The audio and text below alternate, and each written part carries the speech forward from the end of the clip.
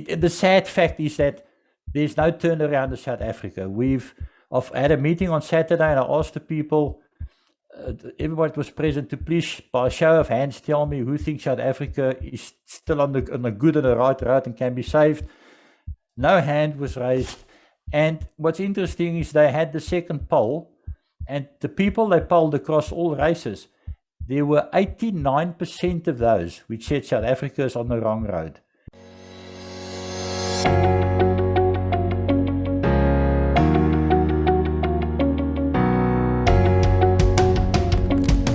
Good morning, Afghanistan. My name is Donald and welcome to WorldView. At WorldView, we explore everyone's perspectives on all things that can broaden our worldview. Today, we're talking with Des Palm. Des is the director of CapeXit, an organization that seeks to make the Western Cape independent. Des, good morning and welcome to you.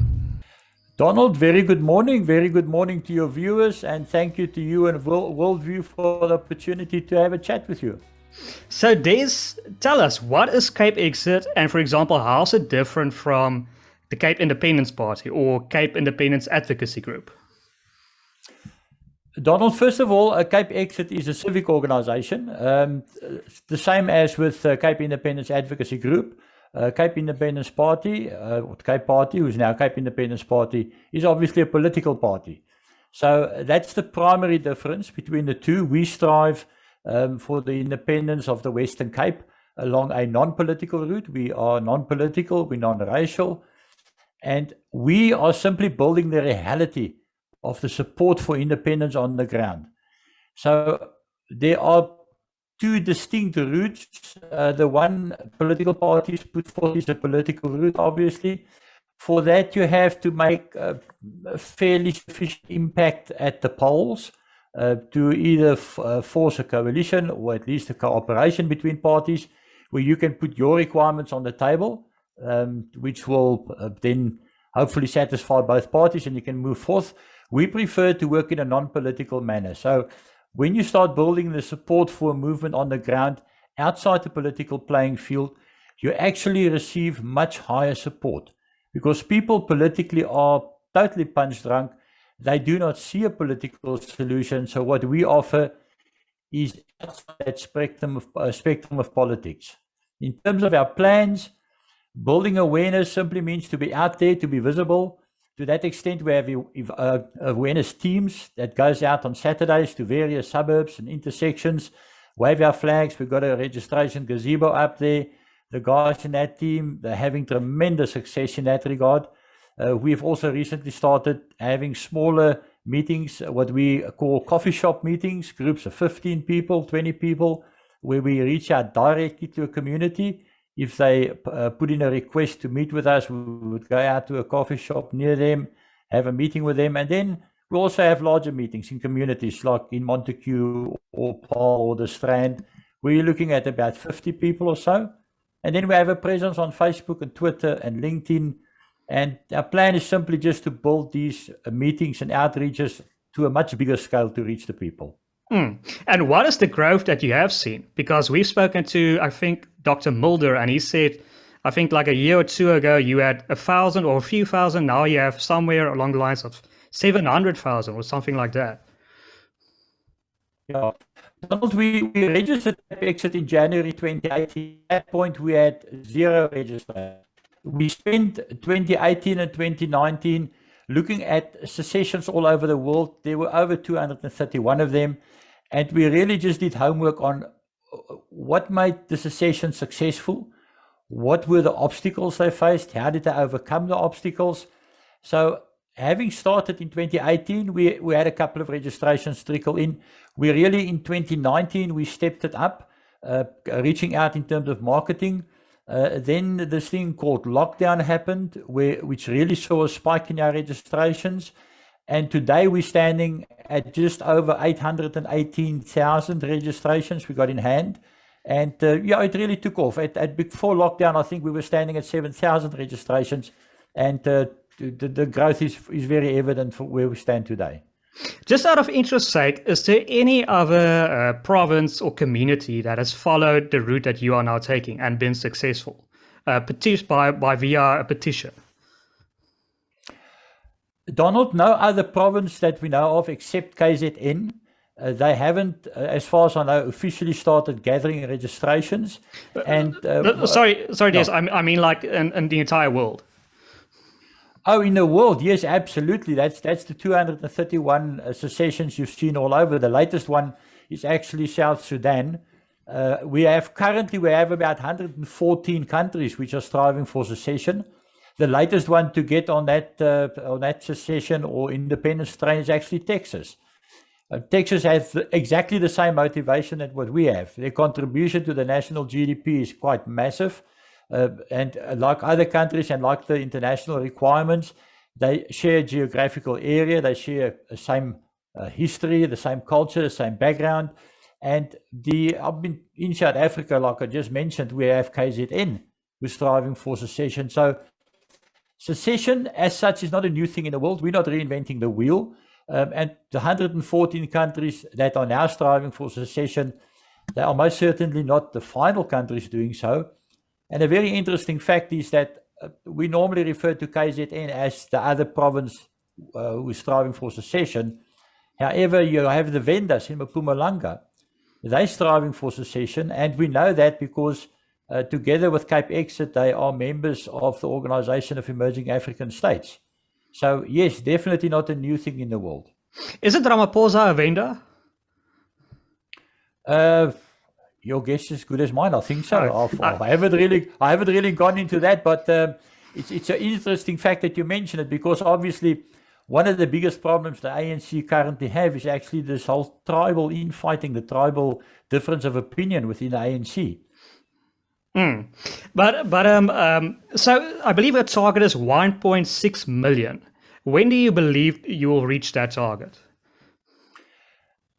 Donald, that target or reaching that target will be determined by the people. The quicker they register, the quicker they get behind it, the faster we will reach that target. If we can take an educated guess, we see that target being reached towards the middle of next year. It could be much quicker, but it is totally dependent on the people. And we have 3 mileposts in this entire operation we're busy with. And that is 800,000, 1 million, and 1.6 million. Obviously, 1.6 million being the required number. So the people or the clever people, the statisticians will tell you that you reach a certain point where the algorithm will kick in, and then your growth will simply just fly nearly in a vertical fashion. How does CapeXit make sure that the signatories are legit? That there's no, for example, double entries or just fake entries? Donald, like we said, I just mentioned now the 3 mileposts, 800, 1 million, and 1.6. So one obviously expects all kinds of attempts to discredit that growth, and 800,000 being fairly significant, as that is the halfway mark. So CapeXit was no exception. When we reached 800,000, at that point, we actually had a web counter or a counter running on the website in terms of registrations. So the moment we hit the 800,000 spot, all kind of weird and wacky attempts were made to prove this entire registration process to be not functioning well, and it could be hacked or infiltrated.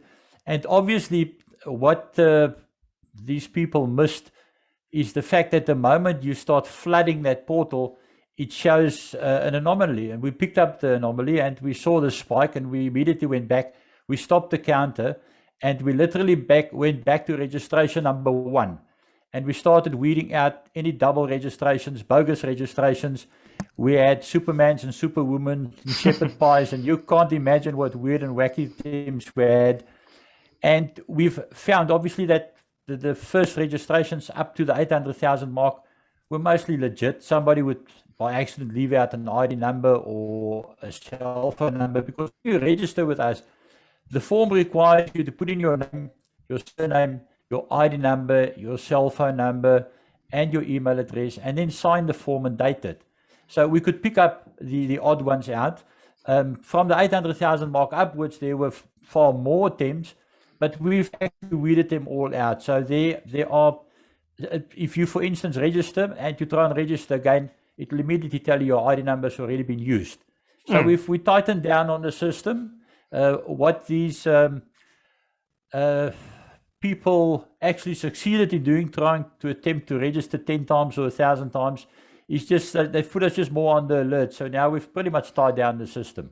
There's also probably a sort of an irony there that they also probably drive your viewership up on your website, and so the Google pushes your website up more and more, so more people will find it.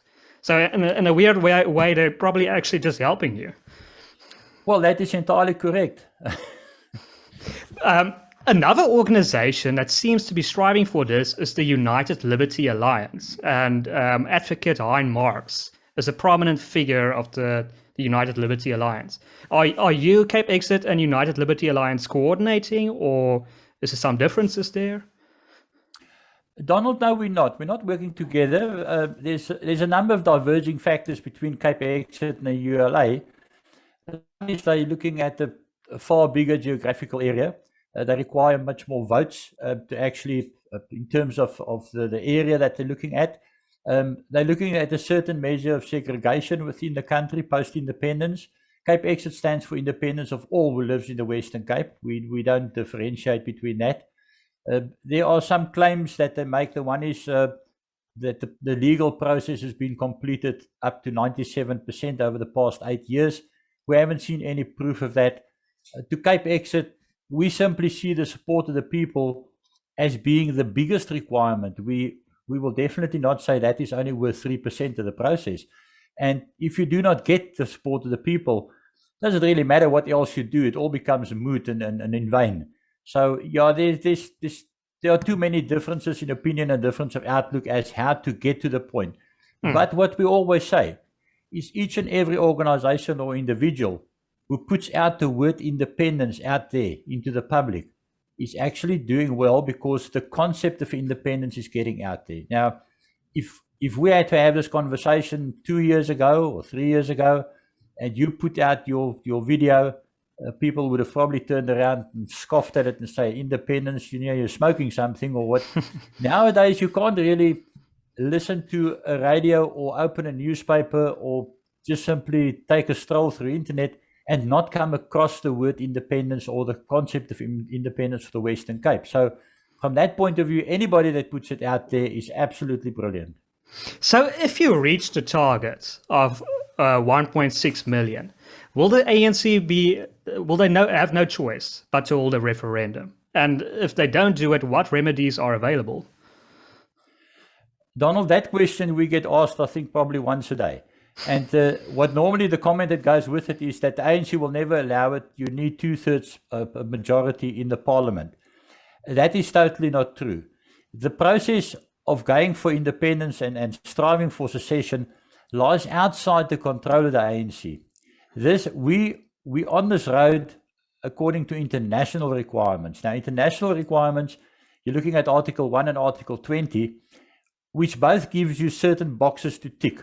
The first very important box, like I said, is the support of the people, or the will of the people, in terms of 50% plus 1, hence our 1.6 million.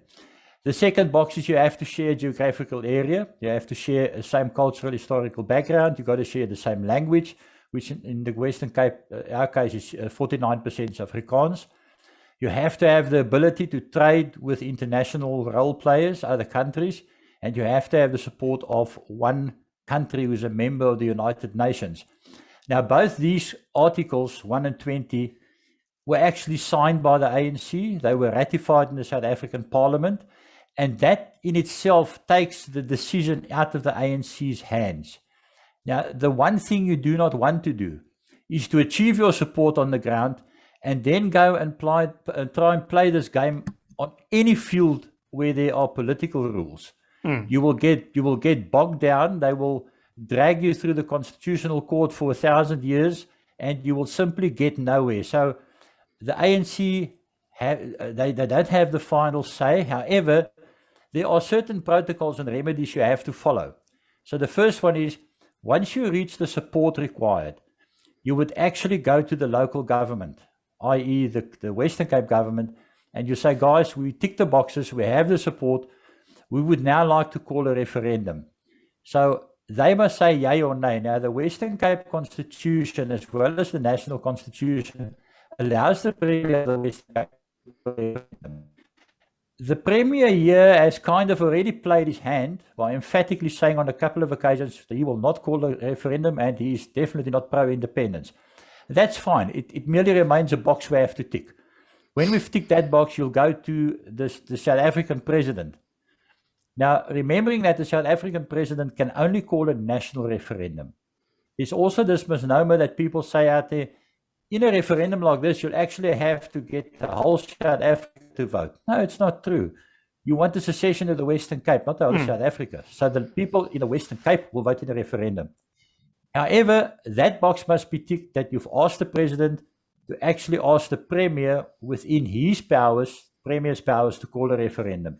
So if that does not happen, you've now fulfilled your local, you exhausted your local remedies, and at the same time, you're already on the international path, and you simply follow through on that.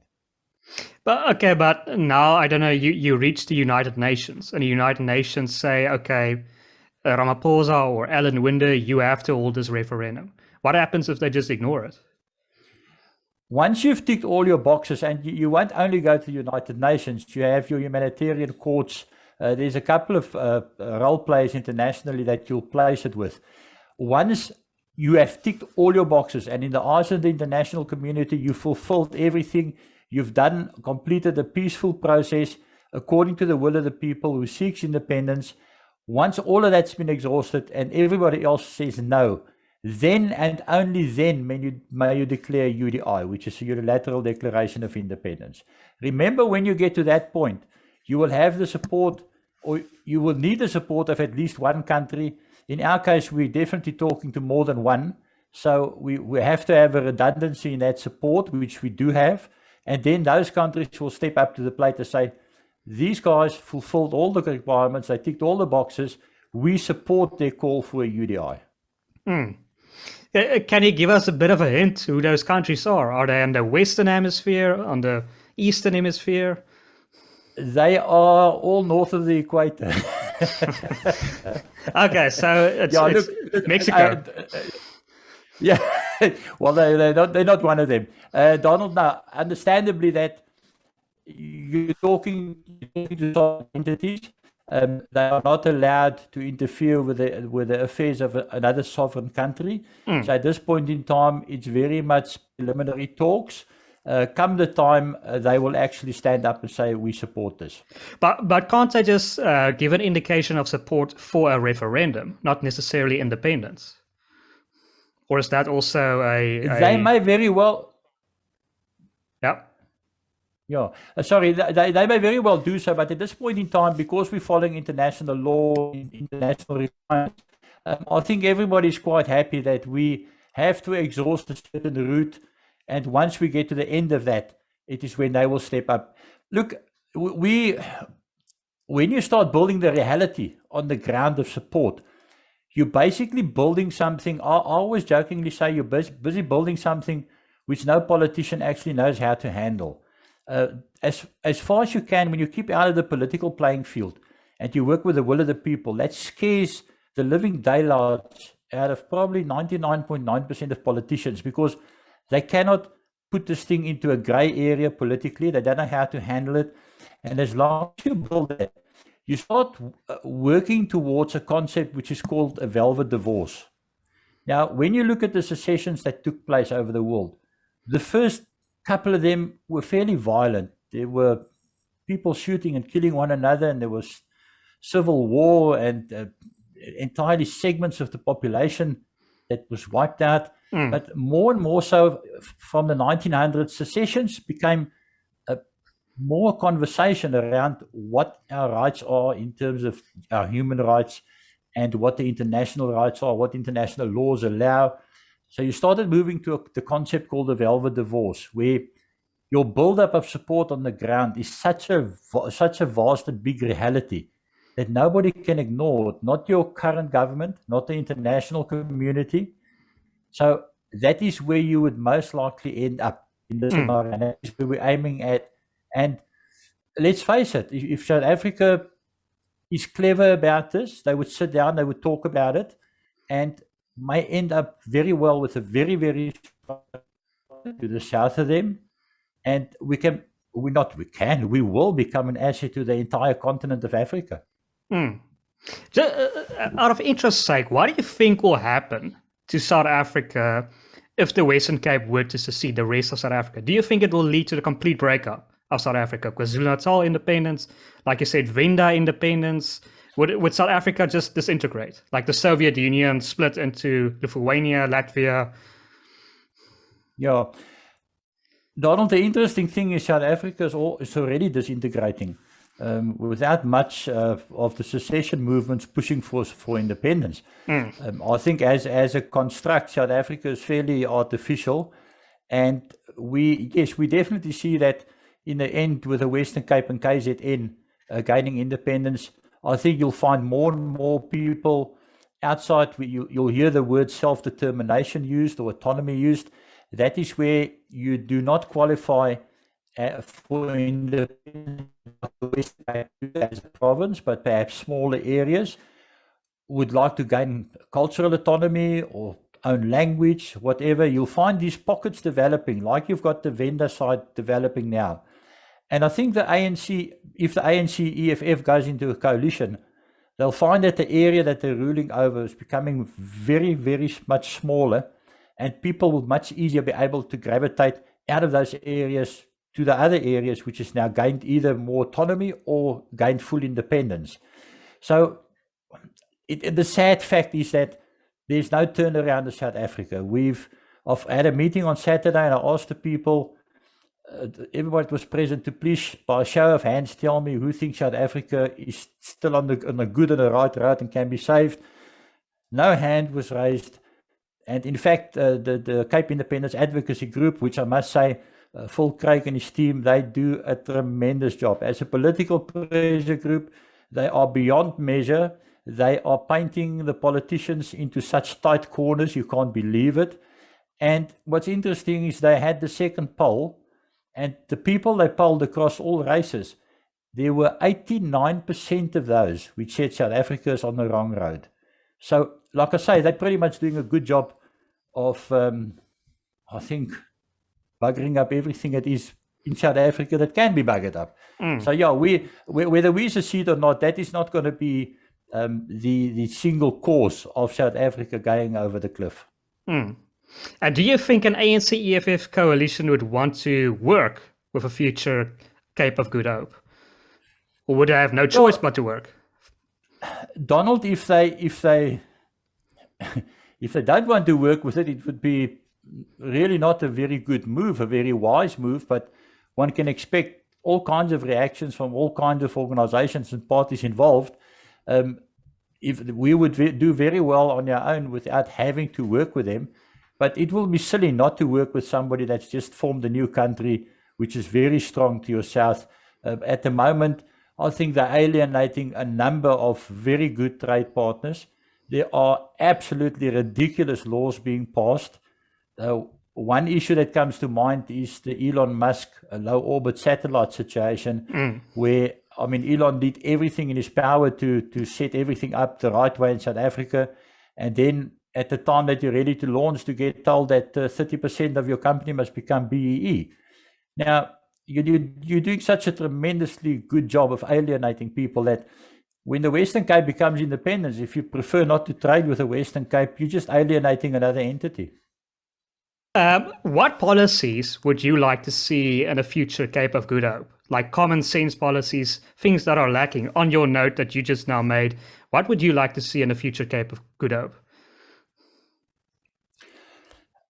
The biggest thing, Donald, would always be to apply your human capital or your resources that you've got in a fit and proper manner.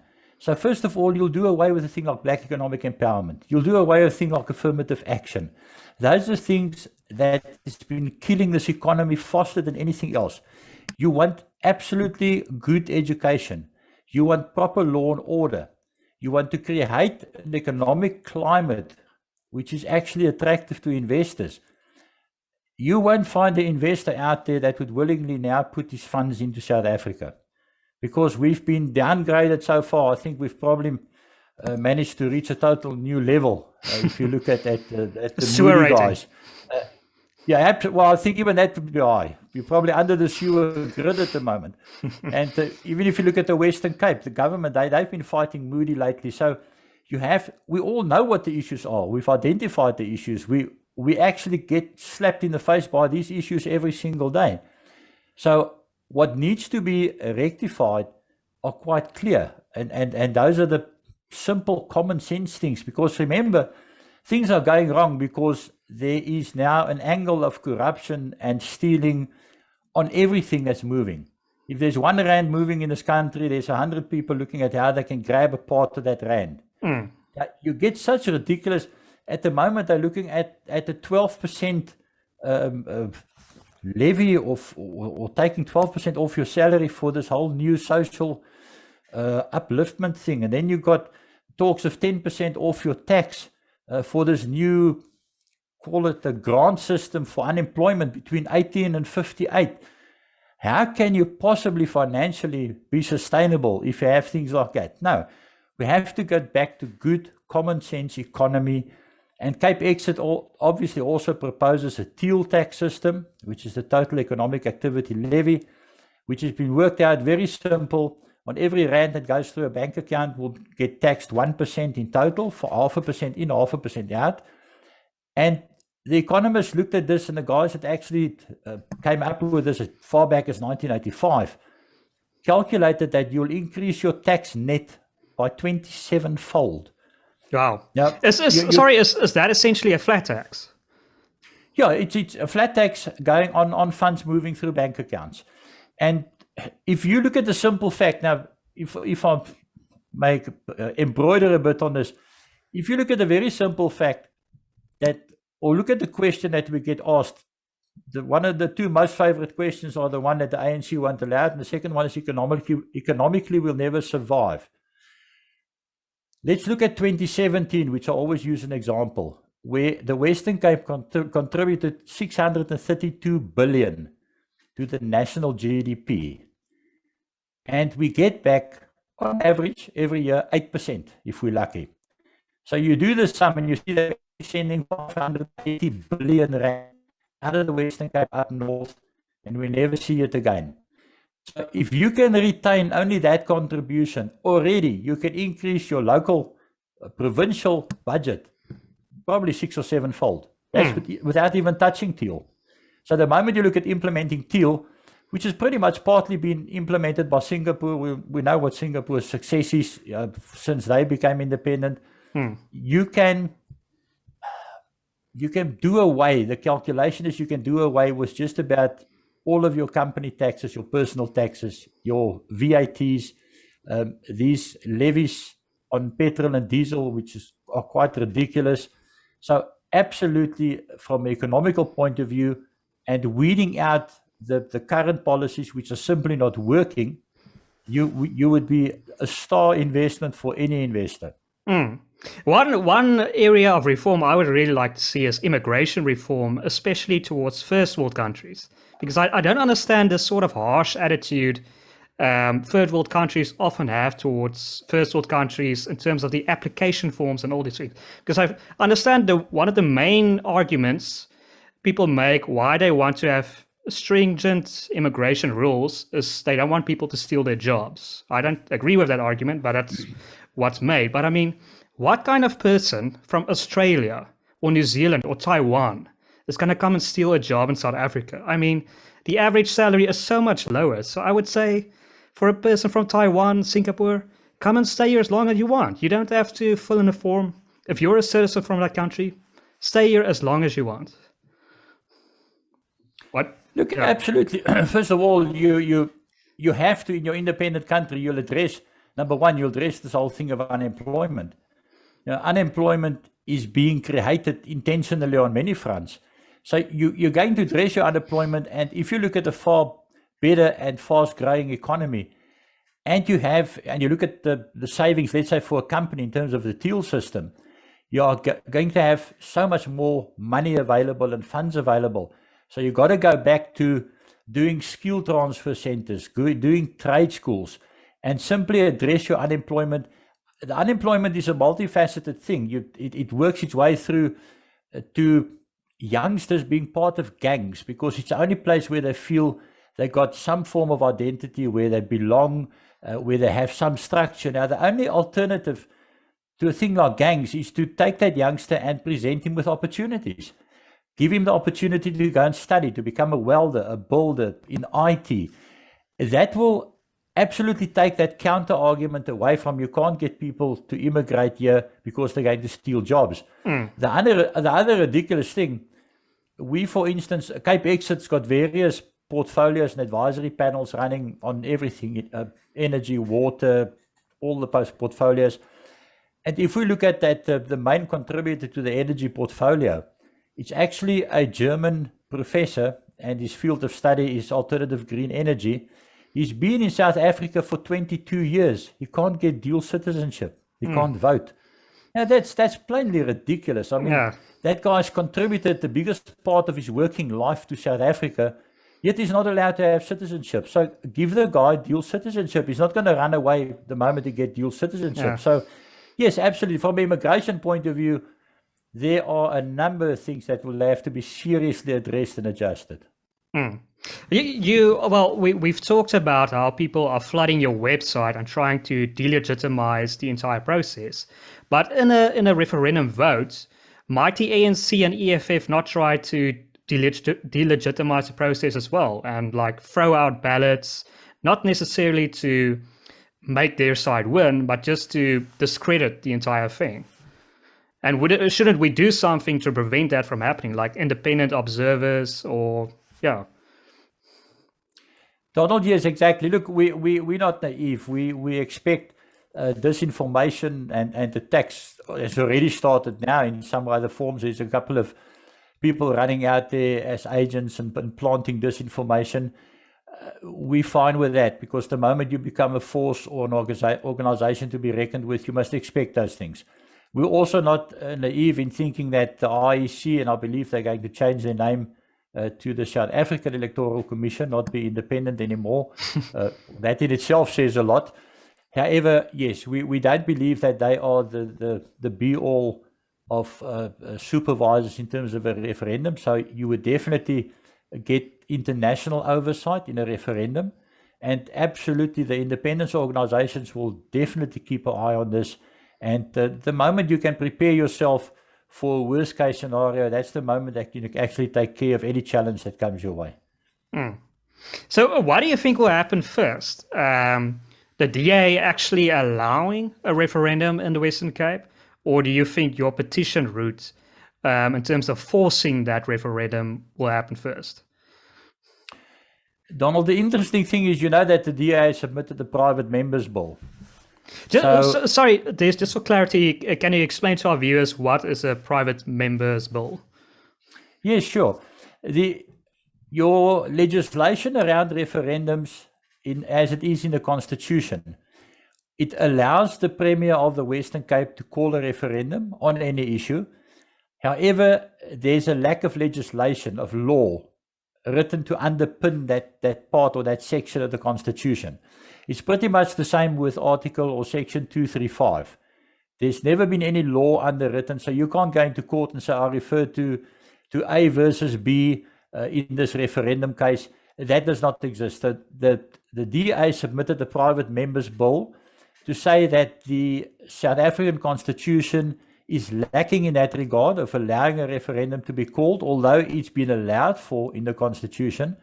So they now want law to be written to actually give, let's call it, legitimacy or the power to that part of the Constitution to call a referendum. And they submitted this in a national parliament, not the provincial one.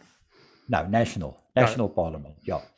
So we sit as an independence organization and we see, or we look at the support that we've built, number one. And like I said, the interesting thing of support like that on the ground, if you do not politicize that, you're sitting with quite a fair, call it a force or a negotiating chip. Now, again, the Cape Independence Advocacy Group, the work they've been doing, they've been putting an immense amount of pressure on the political party, so on the DA specifically, because they're the party of the Western Cape at the moment, or the governing the Western Cape. We sit and we look at the track record and we say to ourselves, over the past X number of years that you were ruling the Western Cape, we did not hear a peep out of you in terms of referendums or anything in that regard. Yet, I think in 2019, we had all the posters up on the pole saying we need a provincial train service and a provincial police force. To us, the question is, what is motivating you all of a sudden? Did you wake up one morning and decide, no, hang on, we have to call a referendum on independence, so let's submit the private members' bill? Or is it rather a matter of you've now realized that there is something growing in the Western Cape, and that thing is called independence. And wherever we turn, people are talking about it. We see groups out there which are growing so fast they can't keep up with it. And it's all for independence. So let's make a safe call, because remember the poll that Phil Craig, an advocacy group, did shows that I think 64% of DA voters in the Western Cape are in favor of independence. So now you're between the devil and the deep blue sea, because you have most of your support base to the party from outside the Western Cape, yet the majority of the people within your own province are also pro-independence. So now we see this, CapeXit see the private members' bill of a let's be seen to be doing something reaction. So let's submit the private members' bill and ask for the Premier, excuse me, and ask for the right of a Premier to call a referendum in the Western Cape. Now, the DA only governs the Western Cape, so we can safely assume that they want that right for the Western Cape. Now, here's the catch. If you are successful, that is also very highly doubtful, because I think the ANC will lead you around the nose for a number of years through the Constitutional Court and all kinds of hoops that you'll have to jump to. But let's say you're successful. Then you can turn around and say, guys, we were successful in getting the right to call a referendum. So let's call a referendum on a provincial train service or provincial police force. That to us is not what we want. We want a referendum on independence. So to me, personally, and CapeXit view, it's a time delaying tactic. So they may be successful. We hope so.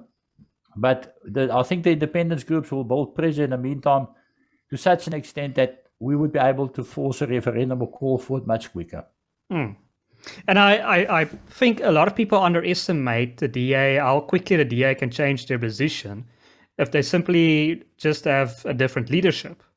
I mean, it's basically just a leadership that's now keeping this idea alive of not having a referendum. But I mean, if they get someone, if there's another leadership election, if they get someone that support it, I mean, that situation turns around just like that. Yes, absolutely. If you look at the realities of politics, and I always say politics is a, it's a fairly dirty game to be involved in, because you have to have a vast amount of political maturity to fight in that trench. But if you look at the realities of politics, and I think the common feeling out there is that the DA is going to have quite a fight on their hands to hold on to the majority. The reality is that the next strongest party will most likely be available to enter into a coalition, but that party in itself will come with certain terms and say that we do need X, Y, and Z to be done. Give us that undertaking, then we will give you the majority back again in the province. So independence is not it's a reality that's not going to go away. Doesn't matter which political party you are, doesn't matter what your beliefs are, or what your attempts may be in the meantime to pacify your voters. This is one thing, and independence is in the Western Cape is much bigger than CapeXit. It's much bigger than the people involved in CapeXit or any other organization for that matter. It's really become a force and an entity on its own. Well, thank you, Des. This has been a fascinating conversation. I want to give you one last opportunity to add, plug, or say anything that you want to. Donald, thanks for the opportunity. We appreciate that. And I think just for people to get up to speed with what CapeXit stands for is to go to our website at www.capexit.org. Have a read through the teal document. We've got a document there called The Road of Independence. There are an economic viability study. There, I think we've got a thesis out there by Marika Roos on the entire aspect of independence and secession, using references internationally. Have a read through that, click on the register button, register your support for independence, and then we can get this job done. Okay, well, thank you, Des. You've heard it there, folks. Don't give up hope. Try something, do something. And to our viewers, if you've made it this far, please consider liking this video, sharing it as widely as possible, and subscribing to our YouTube channel. My name is Donald, and this has been WorldView.